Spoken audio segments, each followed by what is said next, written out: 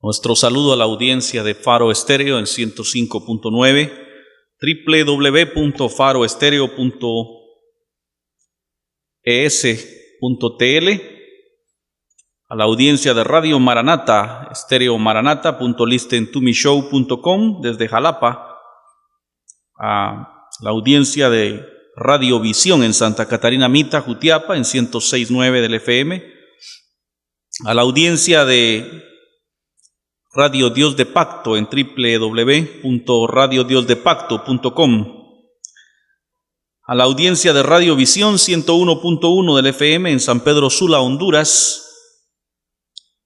Saludos para la audiencia de Radio Manantial de Vida 89.3 en Pueblo Nuevo, Esteli, Nicaragua. A quienes nos siguen a través del canal de YouTube, Dios les bendiga. Dios bendiga también a la teleaudiencia de El Buen Pastor TV, Canal 5 de Porticable en San Manuel Chaparrón, y a quienes nos han de escuchar a través de el canal cristiano Puro Evangelio de Jesús. Dios les bendiga a todos ustedes. Estamos en el estudio del Evangelio según San Marcos, ya casi al final. Tenemos unas pocas semanas ya para poder terminar con el Evangelio según San Marcos. Hoy todavía vemos los últimos versículos del capítulo 14, del 66 al 72, del 53 al 65 del capítulo 14. Señor, te rogamos que esta porción de la Escritura nos sea develada, Señor, en esta noche, que quites toda venda, que quites todo obstáculo, todo prejuicio preconcebido, oh Dios, para que podamos recibir tu palabra con fe, que tu palabra caiga en buena tierra, que nuestros corazones sean fértiles para la gloria de tu nombre, mi Dios. Usa a tu siervo, el más pequeño, el más indigno de todos, pero por la urgente necesidad que hay, Señor, toma mis labios y glorifica tu nombre, Señor. Habla, usa a tu siervo, Señor, y glorifica tu nombre solamente, Dios. En el nombre de Jesús yo te lo ruego. Amén. Dice así: trajeron pues a Jesús al sumo sacerdote, y se reunieron todos los principales sacerdotes y los ancianos y los escribas. Y Pedro siguió de lejos hasta dentro del patio del sumo sacerdote y estaba sentado con los alguaciles calentándose al fuego. Y los principales sacerdotes y todo el concilio buscaban testimonio contra Jesús para entregarle a muerte, pero no lo hallaban, porque muchos decían falso testimonio contra él, mas sus testimonios no concordaban. Entonces, levantándose unos, dieron falso testimonio contra él, diciendo: nosotros le hemos oído decir: yo derribaré este templo hecho a mano, y en 3 días edificaré otro hecho sin mano. Pero ni aun así concordaban en el testimonio. Entonces el sumo sacerdote, levantándose en medio, preguntó a Jesús diciendo: ¿no respondes nada? ¿Qué testifican estos contra ti?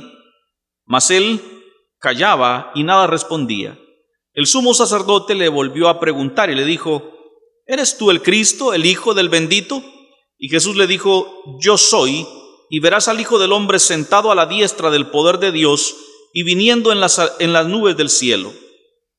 Entonces el sumo sacerdote, rasgando su vestidura, dijo: ¿qué más necesidad tenemos de testigos? Hemos oído la blasfemia. ¿Qué os parece? Y todos ellos le condenaron, declarándole ser digno de muerte. Y algunos comenzaron a escupirle y a cubrirle el rostro y a darle de puñetazos y a decirle: profetiza. Y los alguaciles le daban de bofetadas. Vimos en las porciones anteriores lo que aconteció dentro del círculo íntimo de Jesús, los discípulos, el Judas traidor, el Pedro que le vuela la oreja a uno de los criados del sumo sacerdote, Jesús que le restaura su oreja de inmediato, Entonces, ahora Jesús es entregado. Judas lo entrega, como dijimos, con un beso.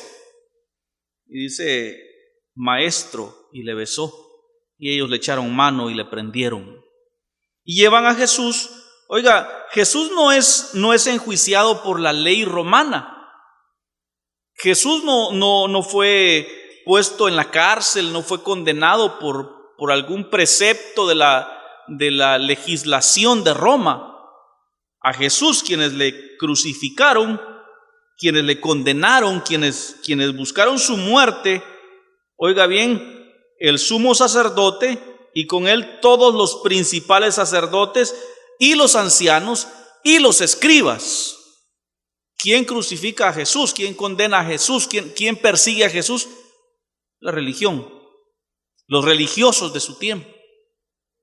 Al igual, hoy el verdadero evangelio sufre persecución, no de los de afuera, de la misma iglesia, de los mismos religiosos de nuestro tiempo, los concilios, las denominaciones, los pastores, los presbíteros, toda esta clase de gente, entenebrecido su entendimiento al no poder ver, mis hermanos, que la salvación es obra de Dios y no del hombre, con sus corbatas y sus trajecitos bien lustrados, se presentan ante las multitudes a exhibir sus conocimientos, de pronto a presumir de una santidad que no tienen, y persiguen el verdadero evangelio, que el verdadero evangelio lo que busca es alcanzar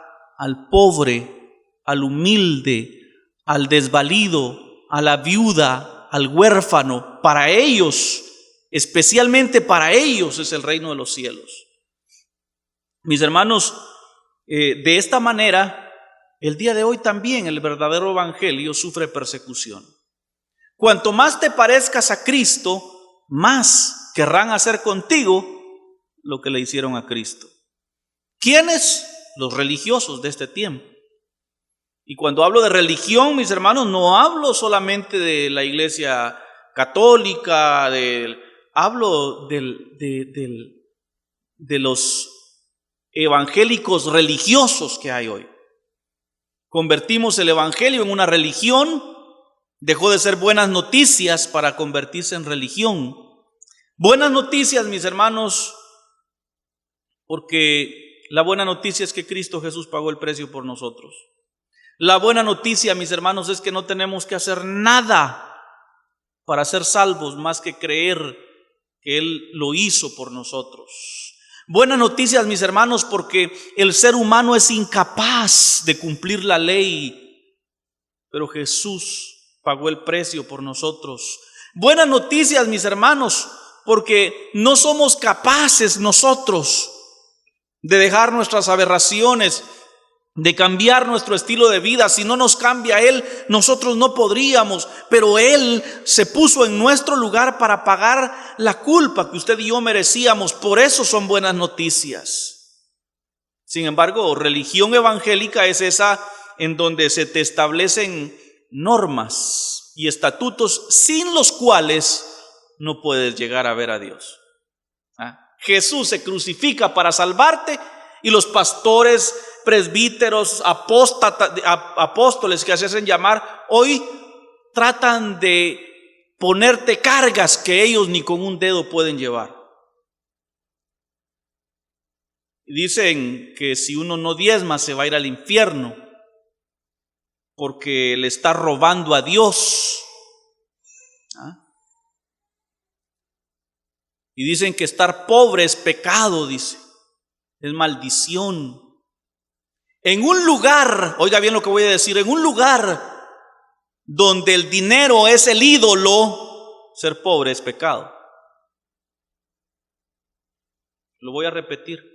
En una iglesia donde el dinero es su Dios, es pecado ser pobre.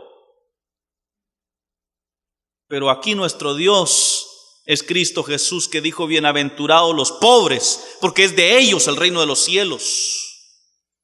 Y dijo también Santiago, dichosos los pobres, dijo, no ha escogido Dios a los pobres de este siglo, dijo, para hacerlos ricos en fe. Y entonces, mis hermanos, ¿cómo no va a sufrir persecución el verdadero evangelio?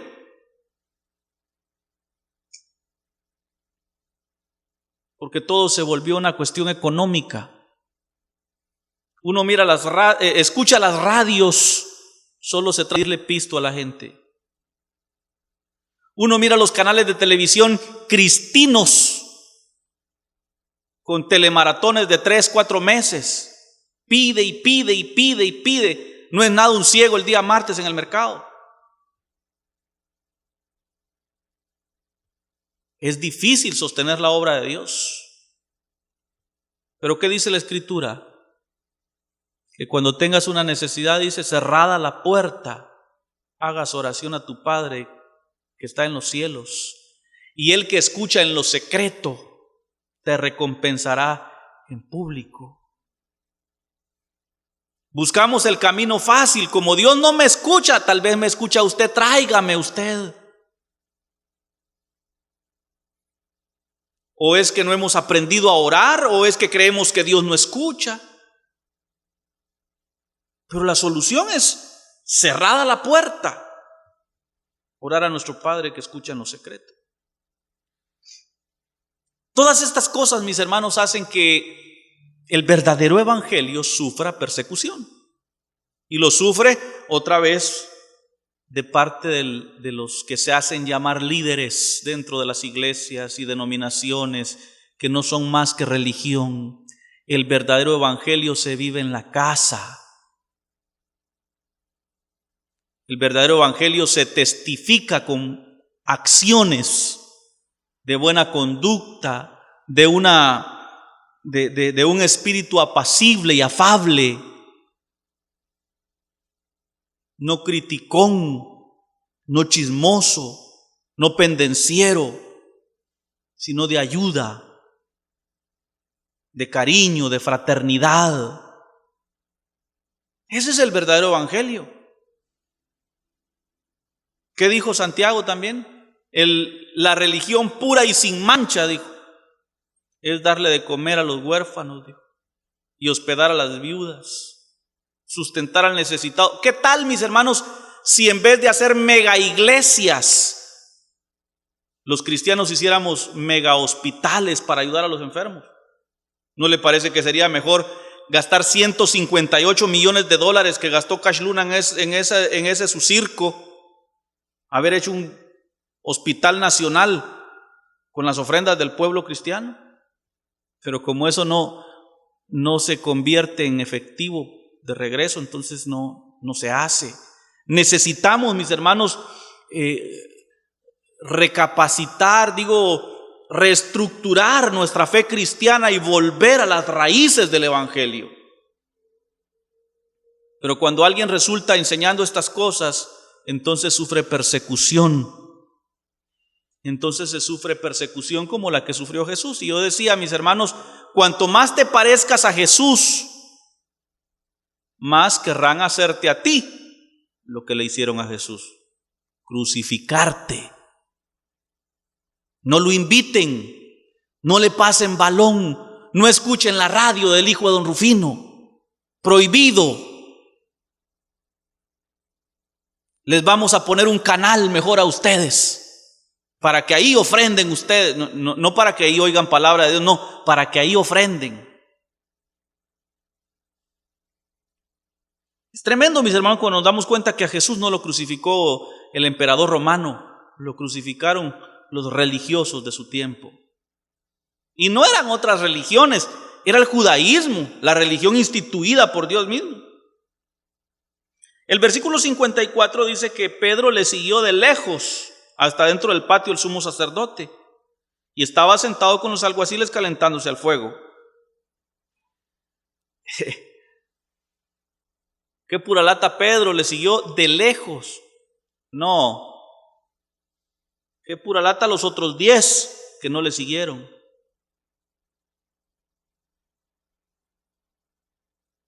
Fácil es ponerle el dedo al Peter.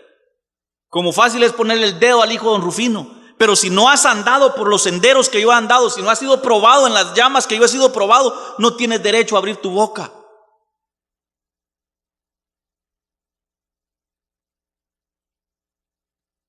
Y entonces mucho se critica la condición de Pedro, que lo niega. En los versículos 66 a 77 encontramos a un Pedro que le niega al Señor.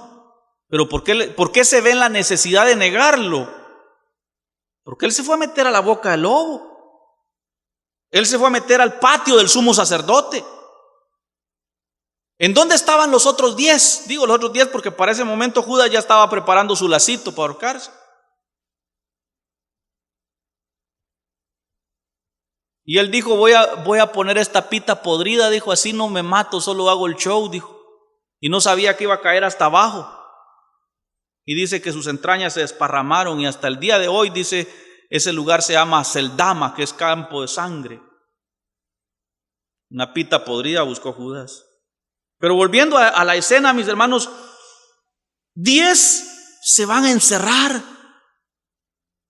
10 se van a esconder, 10 salen huyendo despavoridos y Pedro le sigue aunque sea de lejos.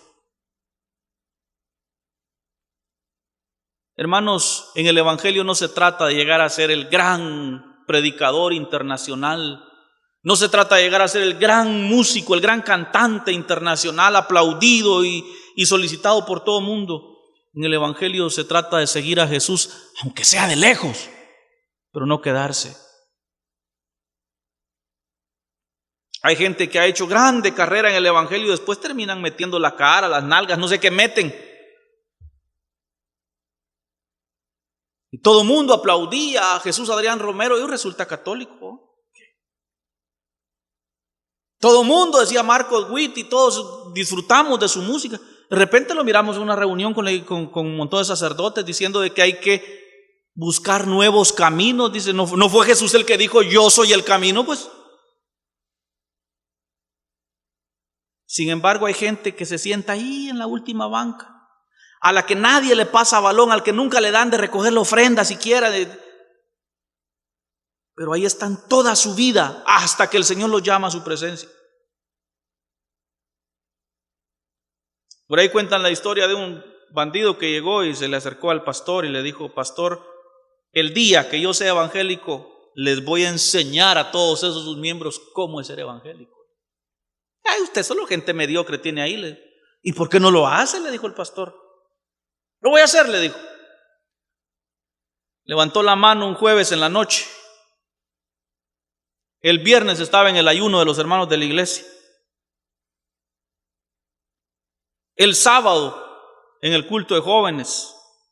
El primero en llegar a doblar sus rodillas al altar. El domingo en la mañana, lo primero que hizo fue llevar un buen sobre con diezmos. El culto de la noche, el domingo, mis hermanos, aquel hombre fue gozo. El martes al culto de oración ya no llegó. El miércoles tampoco. El jueves, así 8 días se había entregado al Señor, no estuvo. El sábado temprano lo fue a buscar el pastor y le dijo, ¿qué pasó, hermano? ¿Ya vio, hermano? Le dijo. Le demostré cómo es evangélico. 3 días, pero bien hecho, le dijo.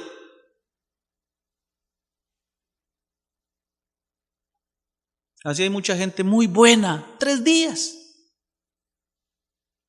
Pero cuando viene la prueba, hacen la de los 10. No dice la Biblia dónde fueron a meterse, debajo de las camas. Capturaron al maestro, nos van a venir a traer a nosotros también. Oían pasos en la calle y decían, ahí vienen los soldados a traernos. Porque ellos no estaban viviendo el evangelio de Cristo. Ellos estaban, mis hermanos, los discípulos, estaban pensando que Cristo era un caudillo que venía a libertar al pueblo de Israel de la opresión romana. Y entonces si capturaron a su caudillo, a su líder político, a su paladín, mis hermanos, pues ya en esta revolución ya van a venirnos a traer a nosotros también, nos van a encarcelar. Y se fueron corriendo cada quien para donde su mamá, para donde su tía, pues, a meterse bajo las camas, cerrada la puerta. Hagan silencio.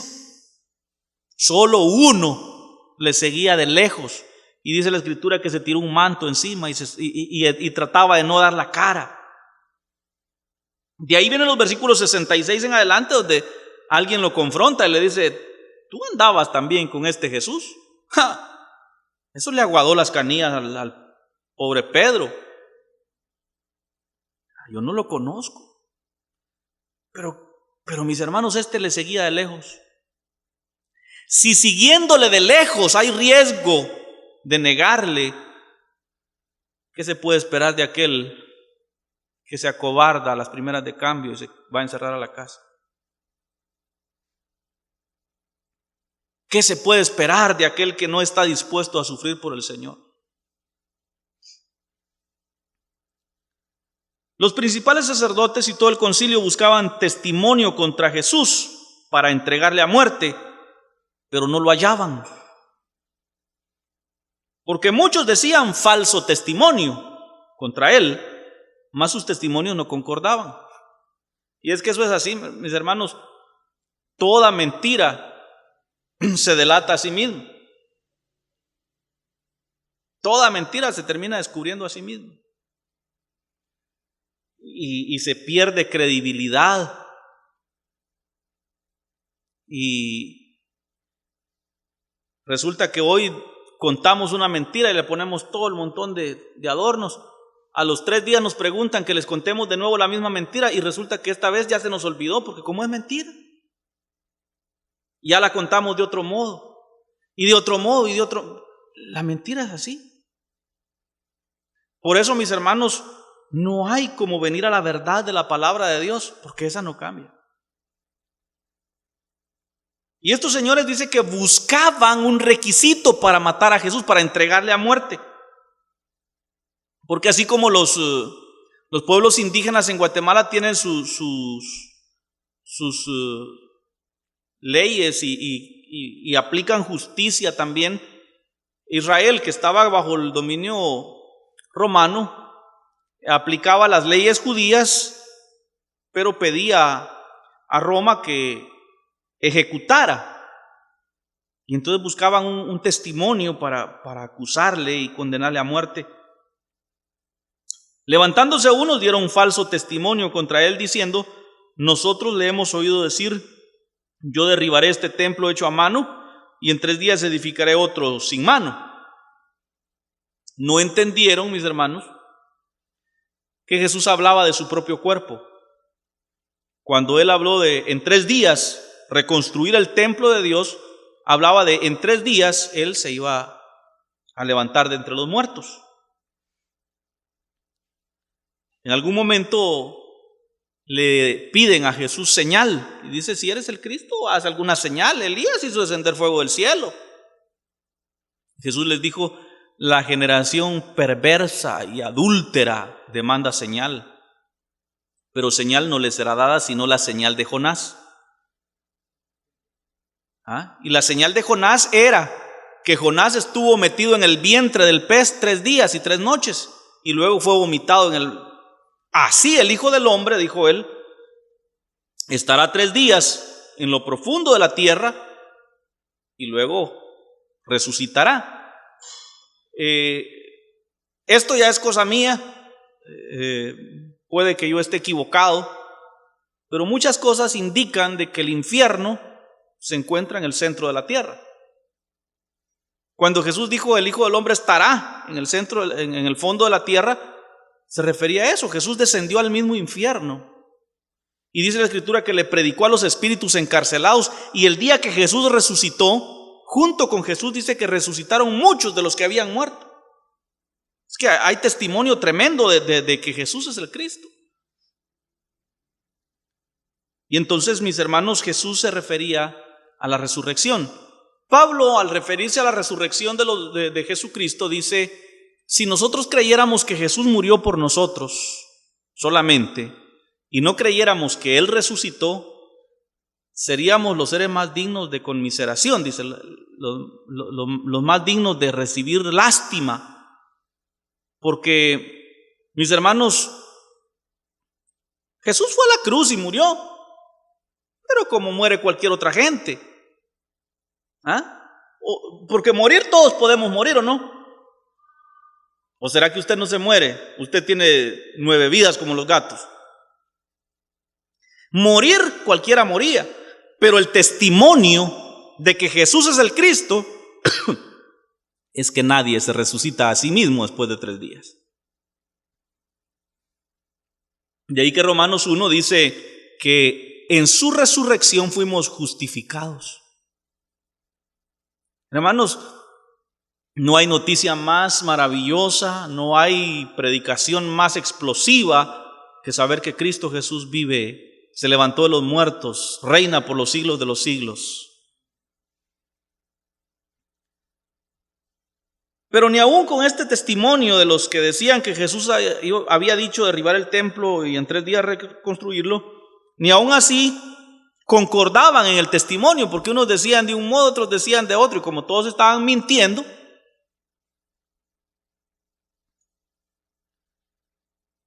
entonces el sumo sacerdote, levantándose en medio, le preguntó a Jesús diciéndole: ¿no respondes nada? ¿Qué testifican estos contra ti? Mas él callaba y no respondía. El sumo sacerdote le volvió a preguntar y le dijo: ¿eres tú el Cristo, el Hijo del bendito? Y Jesús le dijo: yo soy. Y verás al Hijo del hombre sentado a la diestra del Padre, del poder de Dios, y viniendo en las nubes del cielo. Wow. Aquí tenemos uno de esos versículos de los cuales dan mucho que decir. En primer lugar, Jesús dice: yo soy.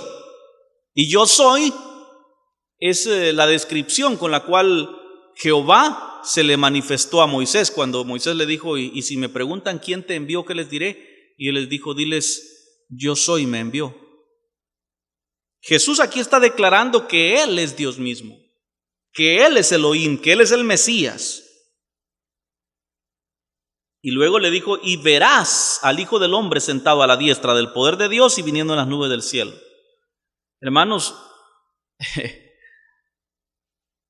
yo no alcanzo a discernir hasta dónde, pero ese día cuando Cristo Jesús aparezca en las nubes del cielo, rodeado de su eterna majestad, de sus santos ángeles, de 144,000 judíos fieles, el sumo sacerdote va a estar viendo. Yo no me pregunte cómo. Pienso que este sumo sacerdote al final fue salvo.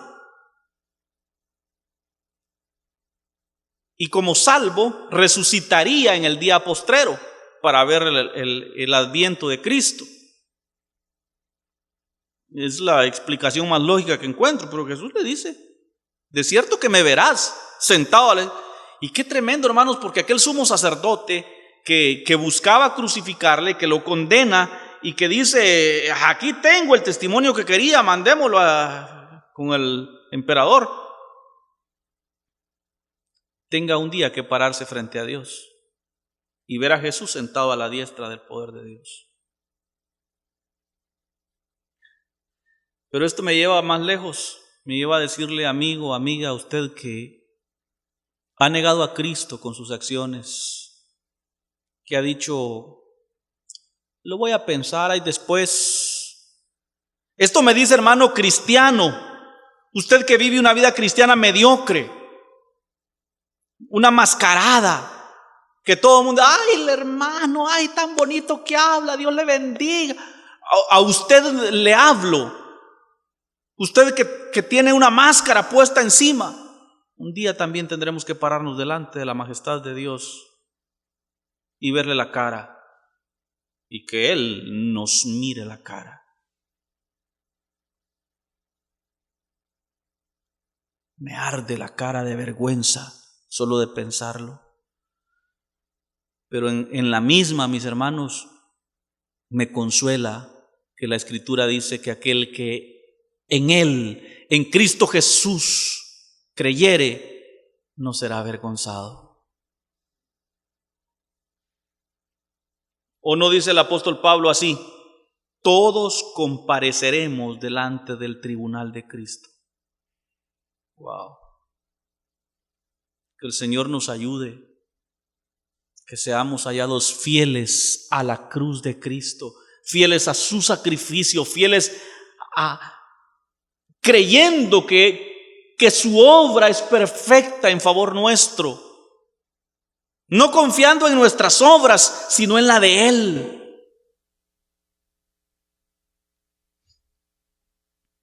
Porque ese día será tremendo. Pararse delante del Rey de Reyes y Señor de Señores y verle la cara a aquel que traicionaste con tus acciones, con tus mentiras, con tus intrigas, con tus acusaciones. Tremendo. Mirarle a los ojos y sin que Él te diga nada, saberte culpable. Entonces el sumo sacerdote, rasgando su vestidura, dijo: ¿qué más necesidad tenemos de testigos? Habéis oído la blasfemia. ¿Qué os parece? Y todos le condenaron, declarándole ser digno de muerte. Y algunos comenzaron a escupirle y a cubrirle el rostro y a darle de puñetazos y a decirle: profetiza.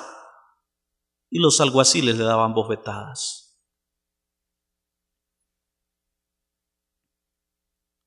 Parece grotesco todo lo que le hicieron al Señor. La Iglesia Católica persiguió a los judíos por años.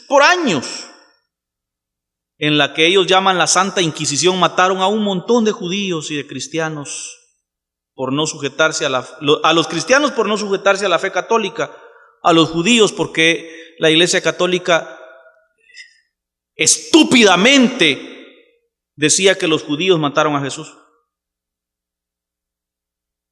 Sin embargo, cuando Jesús hizo referencia a aquellos que fueron tragados por la tierra vivos en la rebelión de Coré, les dijo a sus seguidores: no creáis que vosotros sois mejores. Y lo mismo puedo decir esta noche: no crea que usted es mejor. Porque esos puñetazos y esas escupidas y todas esas bofetadas y todos los flagelos que el Señor sufrió están representados en cada vez que nosotros le fallamos, que mentimos, que criticamos, que señalamos, que juzgamos, que chismeamos, que callamos cuando debemos decir la verdad. Nosotros somos culpables de su muerte. Cuando el emperador les dijo: yo me lavo las manos, la sangre de este inocente sea sobre ustedes, ellos dijeron: sea sobre nosotros, crucifícale. Y yo le digo: si la sangre de Cristo no es sobre nosotros, no tendríamos acceso a la salvación. Somos parte de ese grupo que grita: crucifícale, crucifícale, su sangre sea sobre nosotros. Igual de culpables somos hoy. Te recuerdo que no hay pecado grande ni pecado chiquito, todos son iguales. Pecador, pecador.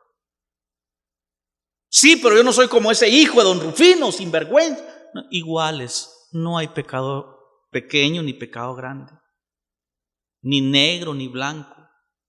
Todos somos culpables de la muerte de Cristo. A diferencia que los católicos son culpables de la muerte de Cristo y de todos los que mataron durante la Inquisición.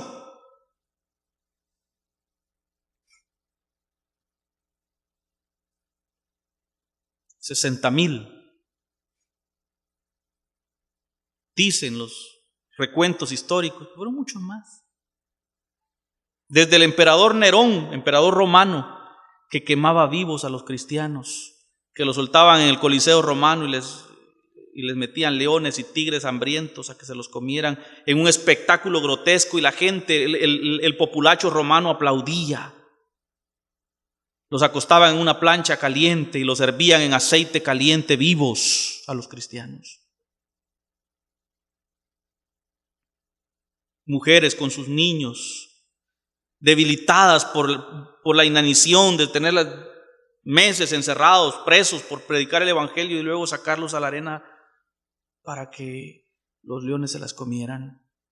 Todo eso lo debe Roma, y todavía con orgullo se dicen católico, apostólico, romano. El Señor tenga misericordia y les abra sus ojos. Pero nosotros hoy no somos mejores. Somos parte, somos culpables de la muerte de Cristo. Y tú dirías, no, yo no soy culpable. Pues o eres culpable de la sangre de Cristo o sálvate a ti mismo como puedas. Entonces tenemos dos opciones: aceptar que somos culpables de su muerte, aceptar su sacrificio como mi culpa, o pruebe usted con sus obras, guardando su santo sábado y haciendo ayunos, penitencias, con sus formas de vestir y de andar. Escójase hoy. Yo me quedo con Cristo, aunque sea de lejitos, pero me quedo con Cristo. Padre Dios, te doy gracias por esta porción de la Escritura. Te ruego por tu misericordia que nos des discernimiento para que al aceptar nuestra parte de culpa en tu muerte, también tengamos vida en tu resurrección, Señor. Reconocemos que no somos nosotros mejores que los que gritaban crucifícale. Y queremos decirte, Señor, que nos arrepentimos tanto. Que nos arrepentimos tanto, Señor, pero por otro lado tampoco podemos con nuestras obras. Por consiguiente, Señor, nos quedamos con tu cruz, con tu sacrificio, con tu muerte, esperanzados en esa palabra que dice que todo aquel que en Él espera no será avergonzado. Padre, en el nombre de Jesús te damos gracias por esta palabra.